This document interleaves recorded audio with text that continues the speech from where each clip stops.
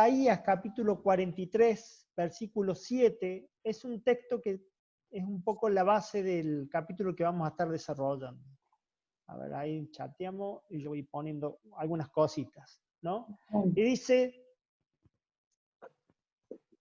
ahí estamos, todo el que es llamado por mi nombre y a quien he creado para mi gloria, a quien he formado y a quien he hecho. Todo el que es llamado por mi nombre y a quien he creado para mi gloria, a quien he formado y a quien he hecho. Es un texto, Isaías, bueno, es uno de mis libros preferidos. Es un texto muy lindo porque habla de un propósito por lo cual Dios nos formó y nos llamó para la alabanza de su gloria, ¿no? Y este texto vamos a tratar de ir desarmándolo un poquitito porque revela de esto de una vida bien vivida cuando encontramos el propósito del por qué estamos en el liderazgo. Cuando encontramos el propósito de por qué estamos en nuestra vida. Es triste cuando hay líderes que no encuentran y no encajan en una comunidad de fe, en una iglesia, en un ministerio, en un grupo, y no es por problemas de carácter, sino que es problema porque no encaja, porque no encuentra realmente el propósito del porqué. Este texto revela algunas cosas muy importantes. La primera y principal es que es de un Dios soberano, y es que es Dios quien llama al liderazgo, ¿sí? Y esto es muy importante porque no estás liderando por cumplir algo personal, sino que estás respondiendo a un llamado. Cuando recibo a alguno de los jóvenes o a algún adolescente, por lo general son más los adolescentes que están con todo ese fuego, que quieren salir, yo lo primero que les pregunto es, ¿cuál es tu ministerio? ¿Cuál sentís que es el llamado de parte de Dios para tu ministerio, para cumplir el ministerio? Porque Dios es soberano y llama, y a lo mejor alguno puede decir, yo no tengo facilidad para hablar con las personas. ¿Por qué Dios no me dio a mí la facilidad de hablar con niños? Yo me encajo muy bien con las personas, pero con niños no tengo esa habilidad. Y tampoco tengo el llamado para el ministerio con los niños. Y hay gente que Dios ha llamado para esos ministerios. Todo el que es llamado por mi nombre y a quien he creado para mi gloria, para mi gloria. El líder no puede servir si no tiene un llamado de parte de Dios. Hoy en día estamos muy acostumbrados a esto de estar en un ministerio sin estar llamado. Y es peligroso porque uno se da cuenta después cuando esos líderes se caen, esos líderes se desgastan, esos líderes se empiezan a friccionar con la congregación. Y la mayoría de los que no tienen un llamado son líderes que no han medido un costo. Y eso también es muy importante, ¿no? Muchas veces nos comprometemos a un ministerio, nos comprometemos con un servicio y no medimos los costos. Y esto es algo que es parte neta del cristianismo, medir los costos. Responder al llamado de seguir a Cristo es medir los costos. Y Jesús usaba dos parábolas ahí, decía, nadie se pone a construir una casa sin medir los costos. Nadie va a una guerra sin medir los costos, porque si ve que no tienen buenos soldados la cantidad, manda a alguien a hacer la paz, ¿no? Medir los costos de lo que significa el compromiso de estar en un llamado a vivir una vida para la gloria de Dios.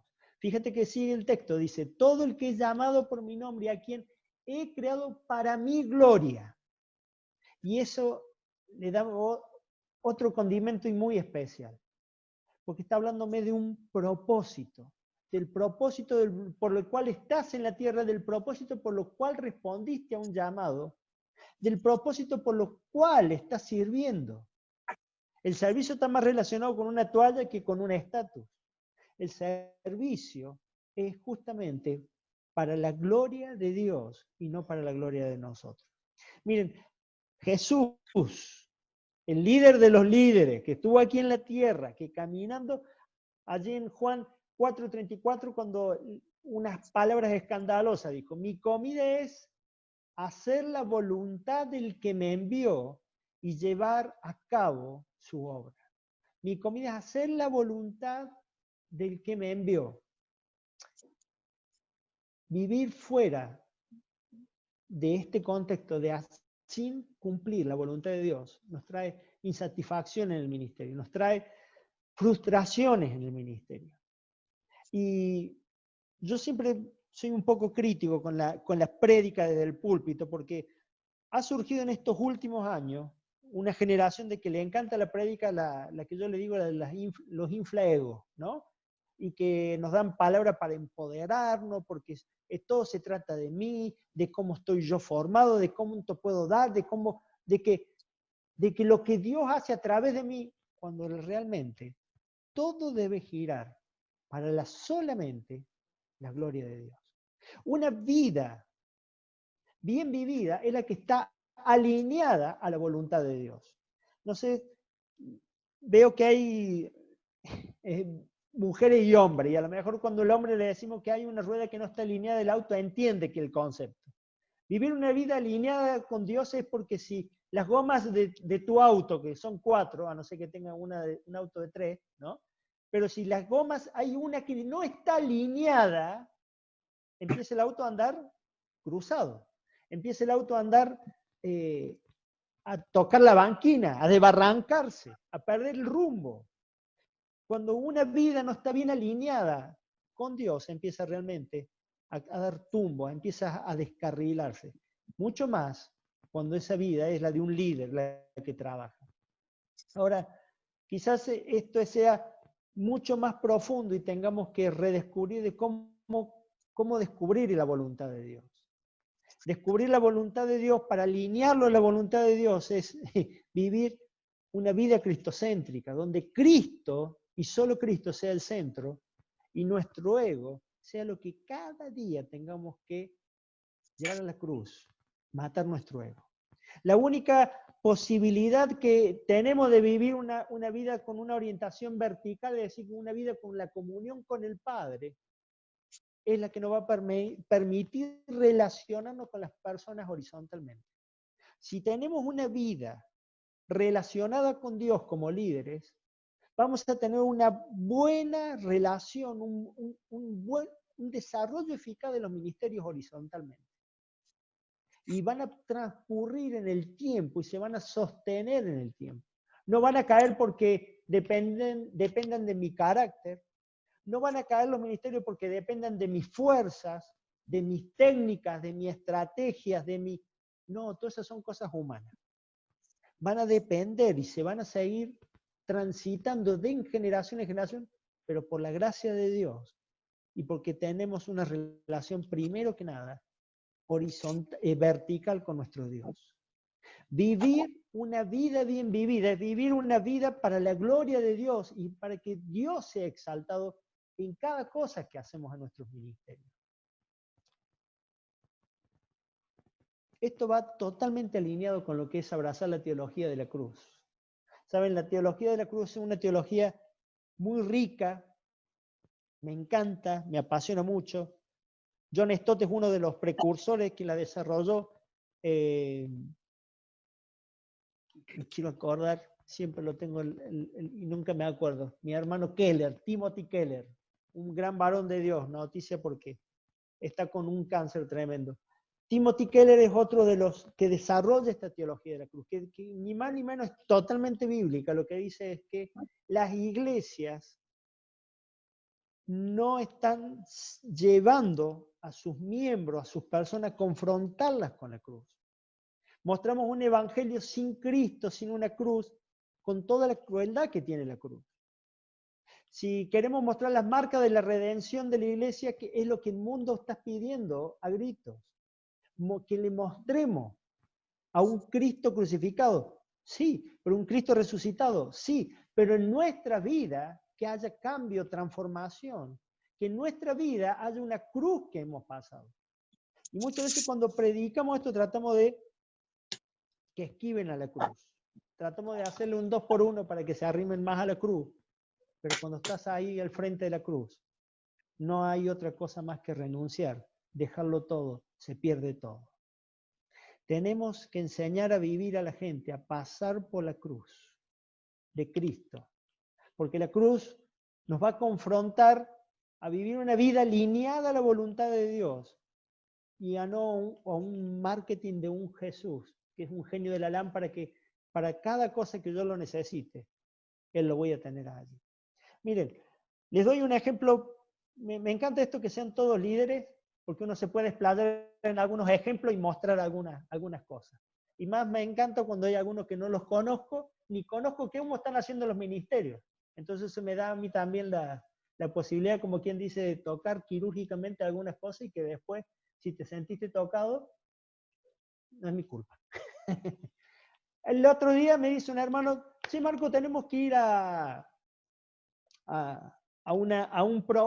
tenemos un problema con un hermano, con una casa donde obviamente se mueven cosas, hay ruido, sienten opresión, que les apretan y todo. Seguramente ustedes como líderes les llegó alguna vez este tema, los temas demoníacos. Y yo con otro hermano siempre andamos en estos temas, como quien dice, confrontando, enfrentando y demás. Pero la liberación si no tiene el fin de que Cristo sea realmente glorificado, es solo un show. Entonces,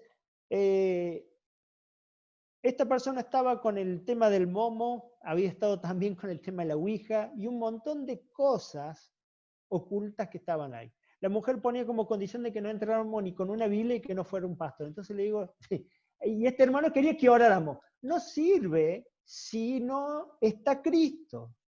Si no es Cristo, si no está la cruz, se cae todo eso.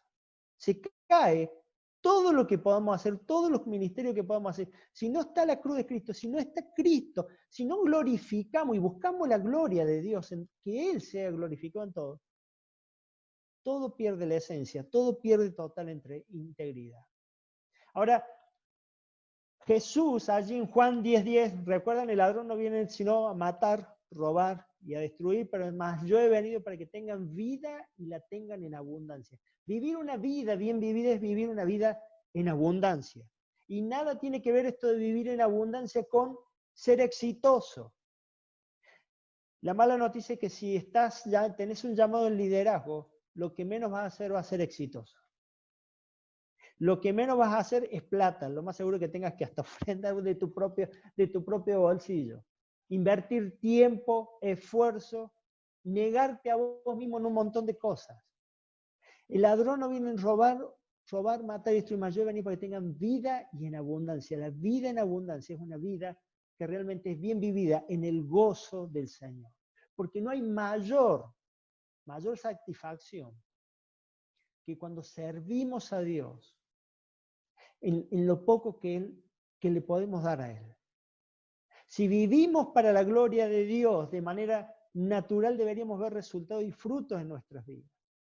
Una de las experiencias espirituales que tenemos es que hay una satisfacción espiritual. Cuando somos saciados espiritualmente. ¿Saben? Tener una vida en abundancia en Cristo es vivir saciado espiritualmente. Cuando abrís la Biblia y te sorprendes de la palabra de Dios y no estás atento a que me van a entrar un llamadito del celular, a que pasas horas en intimidad. Cuando dedicas un tiempo a orar en tu pieza donde nadie te ve, el secreto del liderazgo es más en lo privado que en lo público. Es mucho más en lo privado que en lo público. El secreto del cristiano es mucho más en lo privado que en lo público. Allí donde ofrendar es donde nadie te ve, donde oras donde nadie te ve, donde ayunas donde nadie te ve. El secreto es realmente tener una relación, una intimidad y estar saciado espiritualmente. Siempre me acuerdo del salmista, David, ¿no? El Salmo 42. Como el ciervo brama por las corrientes de las aguas, así Clama por ti, oh Dios, el alma mía. Me encanta y me fascina ese salmo. Y lo estudié por años y años y he escuchado todos los comentaristas hasta que hubo uno que realmente le dio a la tecla del por qué el siervo brama. Algunos dicen, no, está bramando por la sierva. Otros dicen, no, está bramando porque tiene sed. Pero el tipo de siervo que había allí en Judea y al que hace referencia el contexto, es un siervo que justamente en su vida cambia todos los años los cuernos y cuando brotan esos cuernos de entre la cabeza es tal el dolor y tal la temperatura que levanta, se masa encefálica, que siente que se quema. ¿Y sabe lo que hace el siervo? Empieza a clamar. ¿Para qué? Para buscar agua. ¿Para qué? Para saciarse. Como el siervo brama, como las corrientes del agua. Así clama por ti, oh Dios, el alma mía.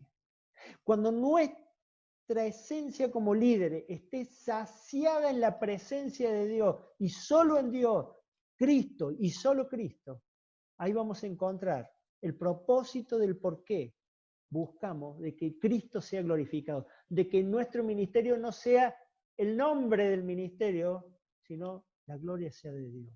No sea nuestro nombre, sino sea la gloria de Cristo la que esté por allí, por encima de todo. Miren allí, Pablo en los Corintios le decía en 1 Corintios 10:31, entonces, ya sean que comáis, que bebáis o que hagan cualquier otra cosa, hacerlo todo para la gloria de Dios. Y aquí el apóstol está definiendo cosas sencillas a diario, que podemos llevar la gloria a Dios, ¿no? Fíjate qué distinto es cuando vos trabajás para algo personal en tu trabajo secular y cuando lo haces realmente como para la gloria de Dios, como lo haces para Dios. Pablo también le tiene que decir después en otras cartas a los esclavos, compórtense como si trataran realmente con Dios. Amen a sus amos, aunque los maltraten, para la gloria de Dios. No hay otra cosa que sea, y lo que no puede ser otra cosa que anhelemos más, que Dios sea glorificado, de que Dios sea exaltado. Una vida bien vivida es una vida que está vivida bajo los conceptos de la cruz, pero también buscando la gloria de Dios. ¿Saben? Hay un par de ejemplos muy bíblicos en esto. La Biblia habla de muchas figuras. Dos figuras de las que más se usan es la viña, ¿no? Y las carreras.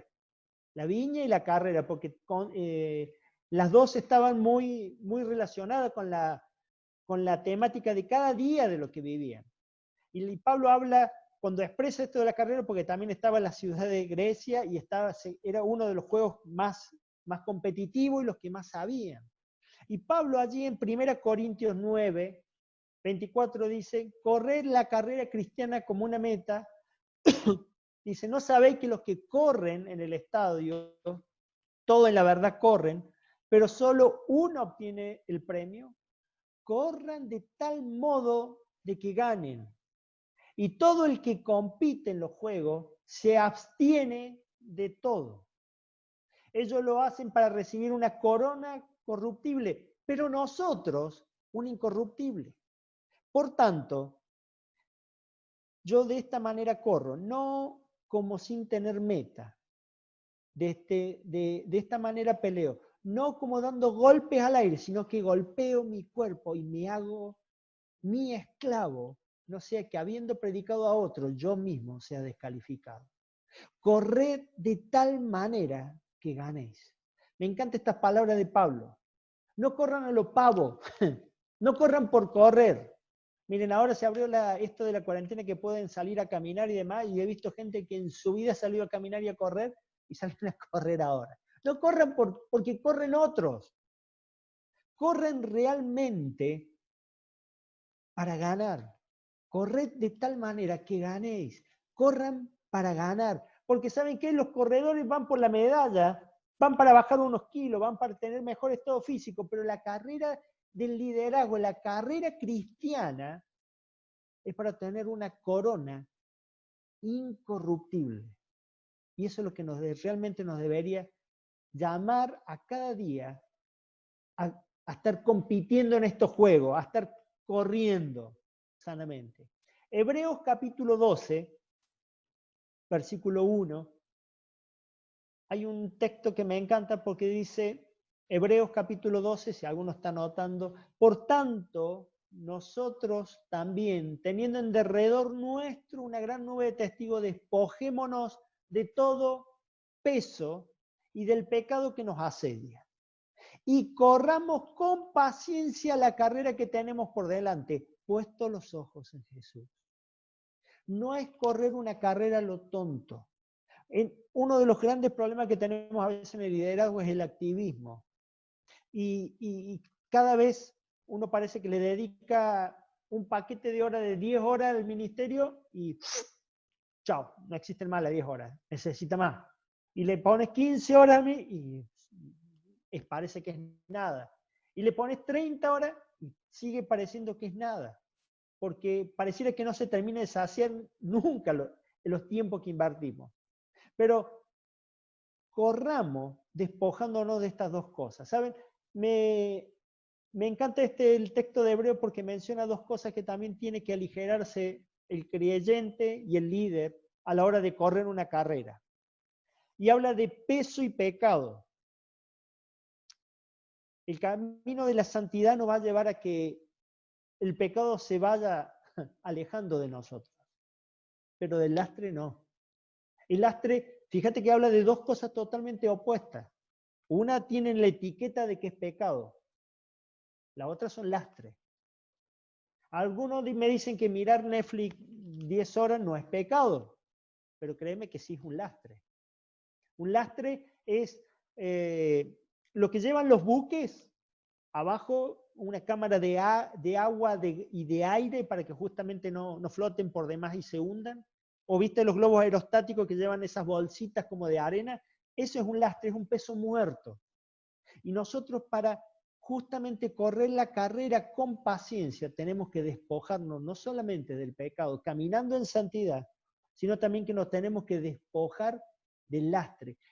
Esas cosas que no tienen la etiqueta de pecado, pero que nos frenan, que nos impiden correr a veces y vivir una vida bien vivida y disfrutar del gozo de servir en los caminos del Señor. Corramos con paciencia la carrera que tenemos por delante, termina diciendo Hebreo, puesto los ojos en Jesús. Esa es nuestra meta, esa es nuestra guía, eso es donde tenemos que seguir, realmente caminando y corriendo. Si los atletas corren para una corona incorruptible, nosotros cuánto más para una corona incorruptible. ¿No deberíamos nosotros estar más dispuestos a hacer más sacrificios que un atleta común? Pienso en es una eminencia, ¿no? Usain Bolt, un gran corredor, ¿no?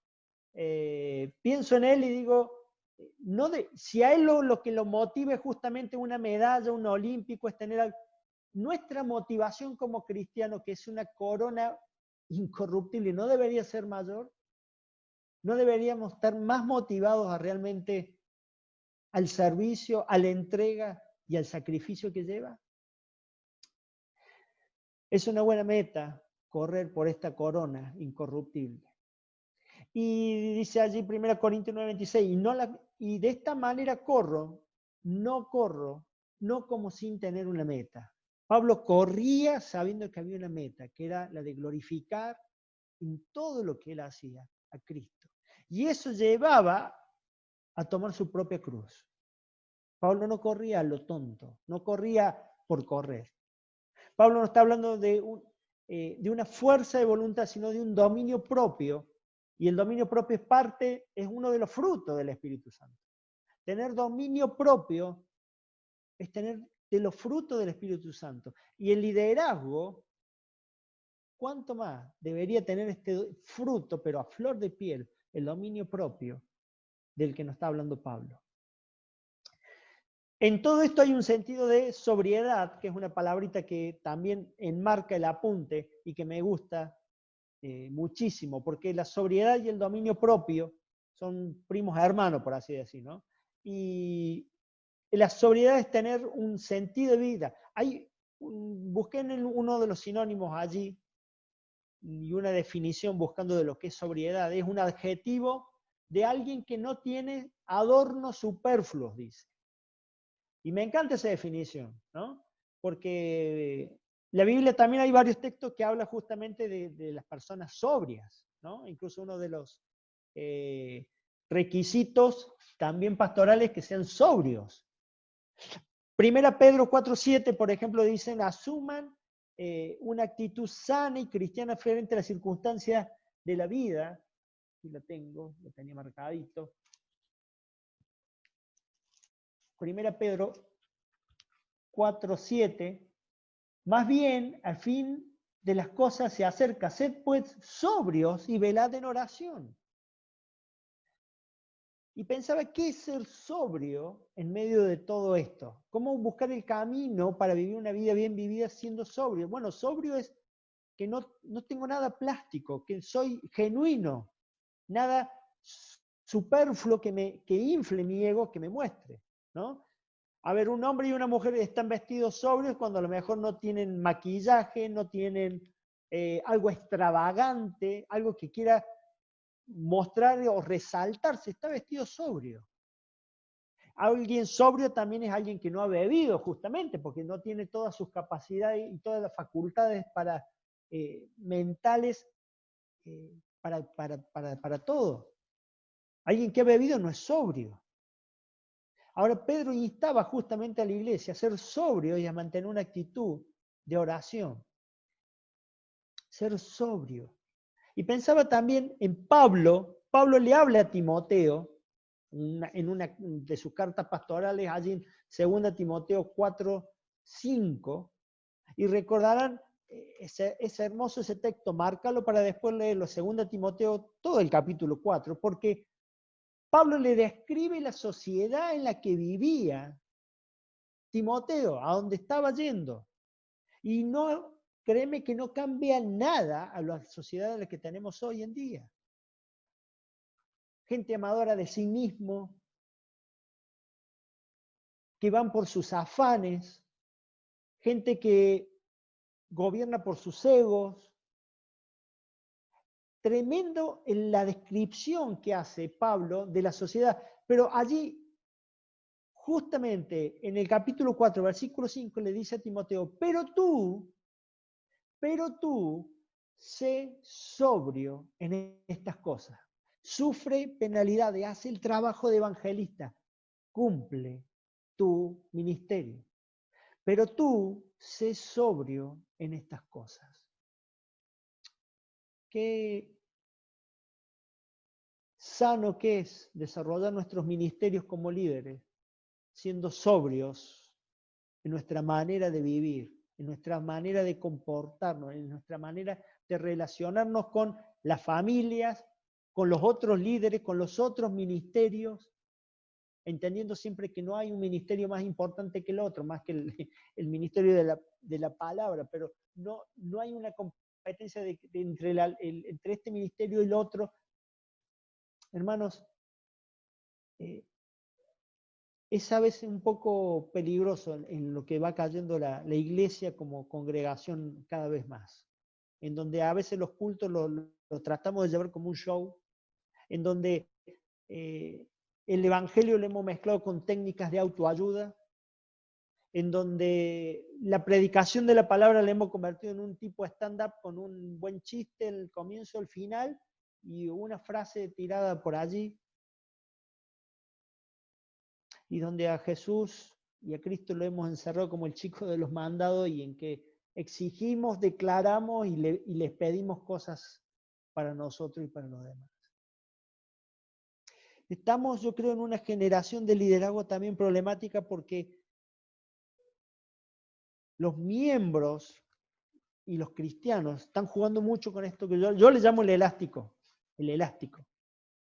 Y Y hasta dónde es pecado, están cuestionando mucho.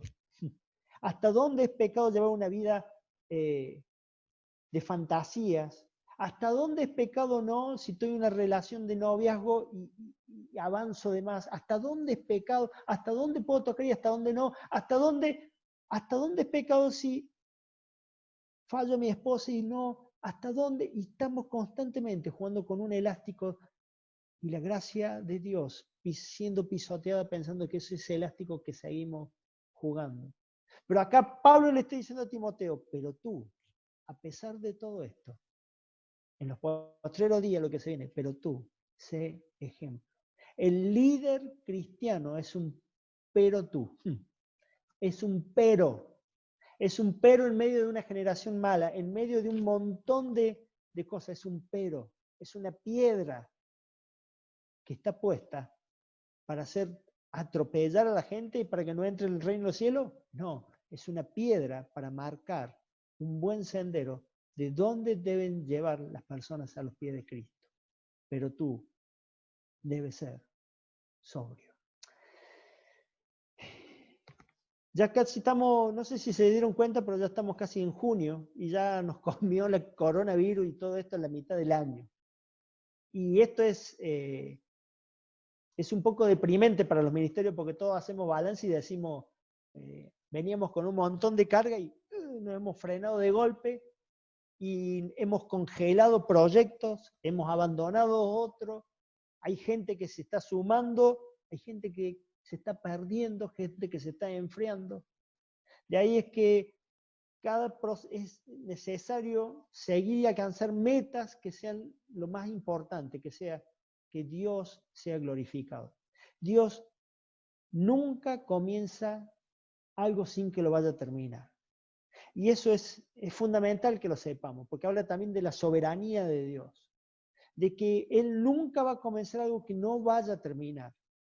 Y si bien la base del liderazgo es ser sobrio, es también no creernos que somos la última zarza en el desierto que va a estar y que si no estoy yo, no se va a desarrollar ese ministerio. Que si no estoy yo, no va a pasar nada. Que si no estoy yo, la alabanza no se va a hacer. Que si no estoy yo, la enseñanza para niños no va a ser la misma. Cuando creemos que somos nosotros los prescindibles, es cuando más opacamos la obra de Cristo en las iglesias. Mis hermanos, necesitamos ser sobrios también en nuestro modo de andar. Hay veces que nos autoalabamos nosotros y como líderes, más aún, ¿no? De tratar de vernos, mostrar y en vez de glorificar el nombre de Dios. Dice Isaías 46:9, mi propósito será establecido y todo lo que quiero realizaré. Los humanos fracasamos. Las planificaciones van a fracasar. Lo divino no. Acá juega una gran importancia lo que es la soberanía de Dios. En ser entendido en los tiempos que vivimos y que Dios es soberano a pesar de pandemias, a pesar de políticas, a pesar de reglas, a pesar de todo, Dios sigue siendo Dios y Él no fracasa. Cuando para muchos Dios había fracasado en esa cruz del Calvario, había allí redención y amor de Cristo para con nosotros.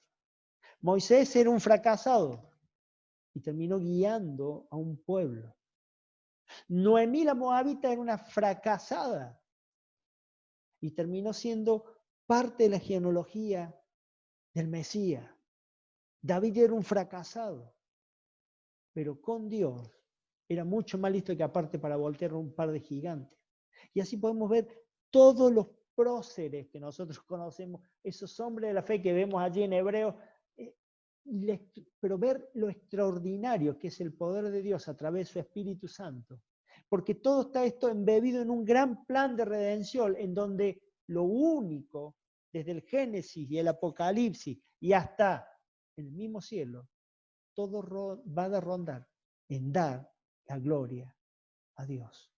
Así que mi hermano, déjame que te dé una noticia que a lo mejor no es muy motivadora. Tu ministerio no es tuyo. Es parte de un plan de Dios en donde es Cristo que quiere ser glorificado. Donde es Cristo que quiere ser glorificado. Claro que usamos técnica, claro que usamos estrategia. Oh, Marcos, si vamos a seguir cantando, nosotros estamos cumpliendo 50 años como iglesia y bueno, nos hemos dado el gustito de cantar algunos himnos. Obviamente que si cantamos todos los fines de semana himnos, los jóvenes y los adolescentes nos empiezan a mirar raro, ¿no? Y los que más nos gusta himnos nos sentimos que estamos en el cielo. Yo me siento en el cielo cuando escucho un himno, ¿no? Pero, y bueno, tendremos que buscar la estrategia de que en esta iglesia y comunidad, cómo insertar tanto jóvenes como adolescentes, como adultos, para que todos seamos parte. Pero eso no significa que quitemos el propósito fundamental, que es dar la gloria a Dios.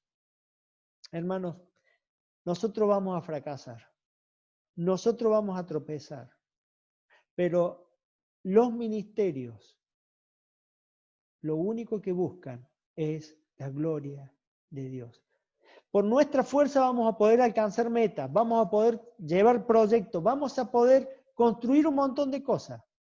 Es más, se alcanzan metas en las iglesias a veces sin glorificar a Dios. Se alcanzan metas sin glorificar a Dios.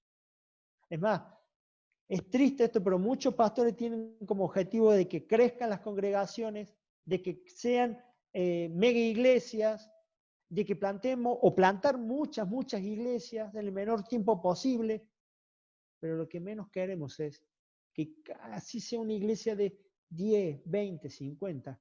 Lo importante sea de que sea de Dios el ministerio y que la gloria se la lleve. Los números nunca han impresionado a Jesús.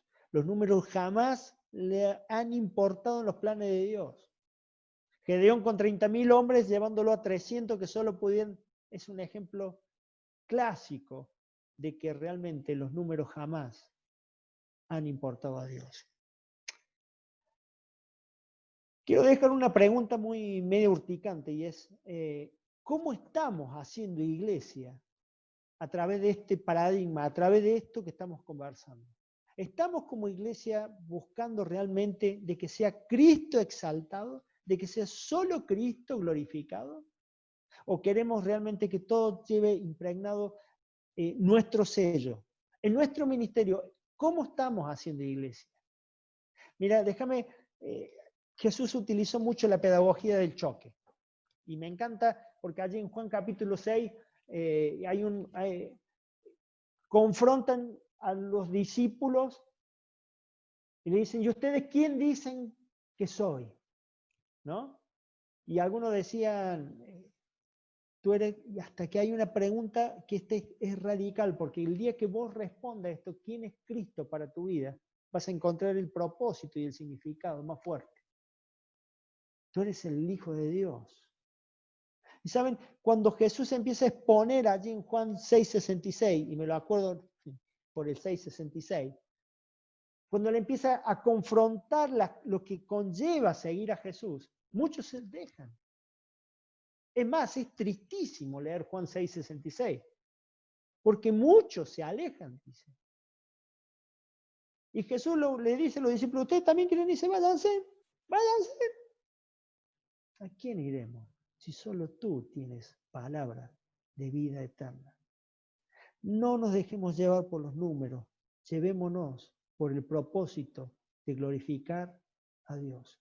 Miren, un gran teólogo como es el doctor Sproul, que falleció el año pasado, es un gran teólogo, tiene muchos libros de contenido muy bueno.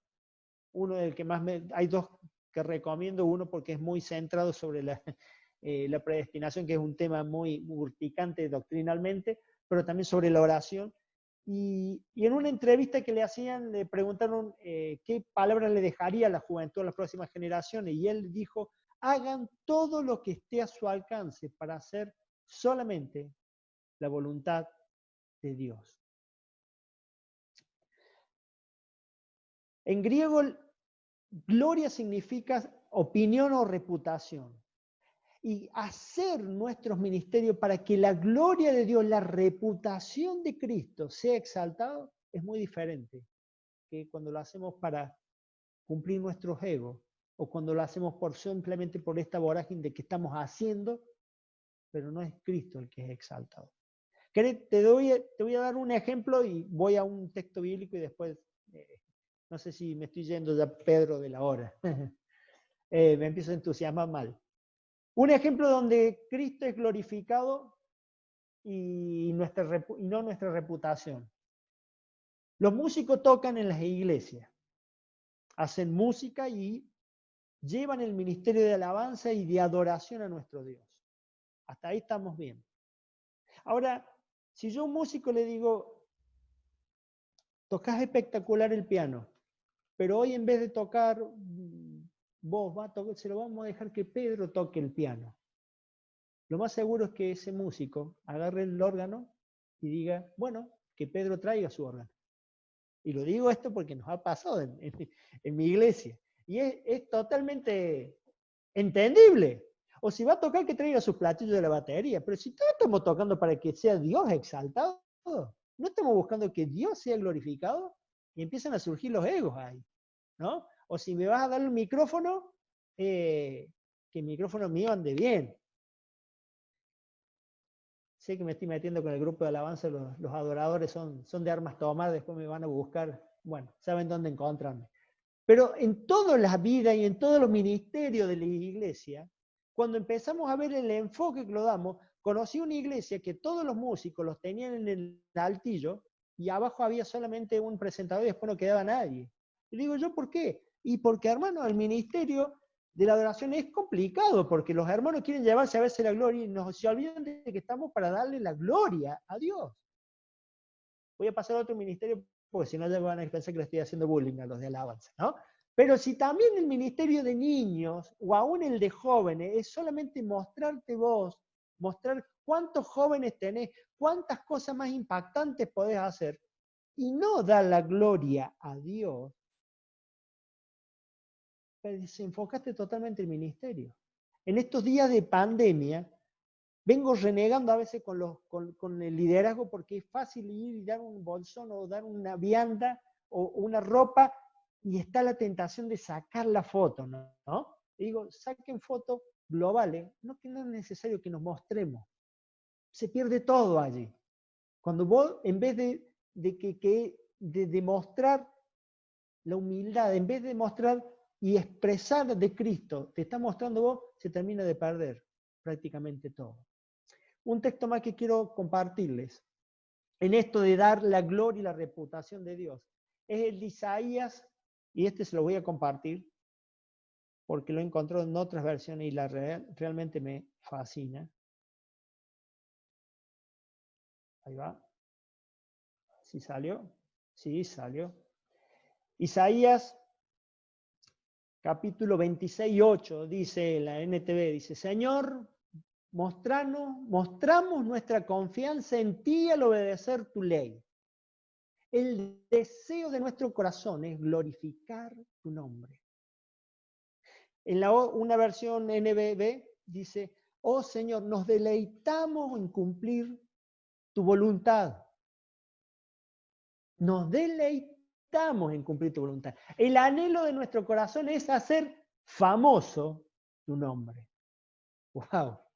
La verdad que estoy tentado a esta última frase, el anhelo de nuestro corazón es hacer famoso tu nombre, ponerlo a la entrada o a la salida de mi iglesia, porque si lo que buscamos no es glorificar el nombre de Cristo, hemos errado el camino.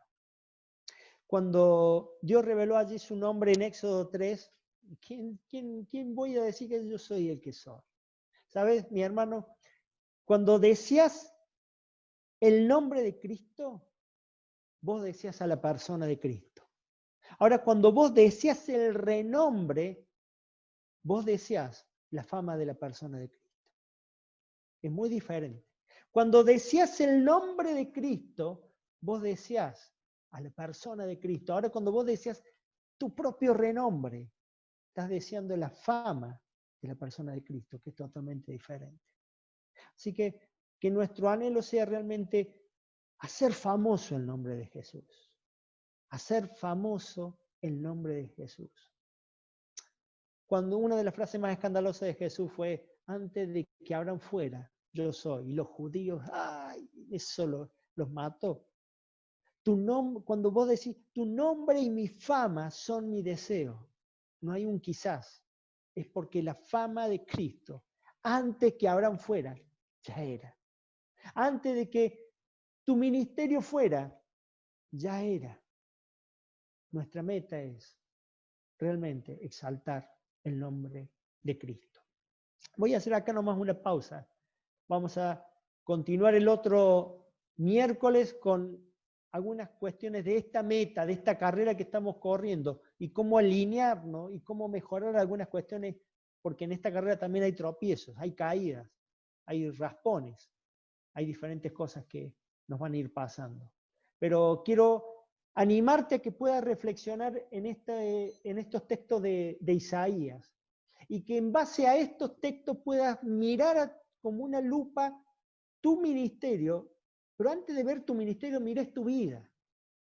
Porque si querés ser un líder eficaz, y te hago así como hacen los chicos, las comillitas, si querés ser un líder eficaz, si no sos realmente íntegro en una relación con Dios y no estás desarrollando una gran intimidad con Dios, todo tu ministerio tarde o temprano se cae. Porque no estás buscando la gloria de Dios, estás buscando realmente glorificarte vos. Y eso es peligroso. Así que te animo a que mires tu vida, si has encontrado el propósito de servir para glorificar el nombre de Dios. Y después que empieces a analizar y mirar tu ministerio, si has encontrado realmente esto del propósito de buscar que Dios se glorifique en cada acto que vos haces. Porque cuando vos encontres eso, es la clave para un ministerio eficaz. En que Cristo sea glorificado. En que el amo sea glorificado. Y vos y yo, que somos los siervos, no hemos hecho nada. Lo que deberíamos haber hecho, hicimos. Amén.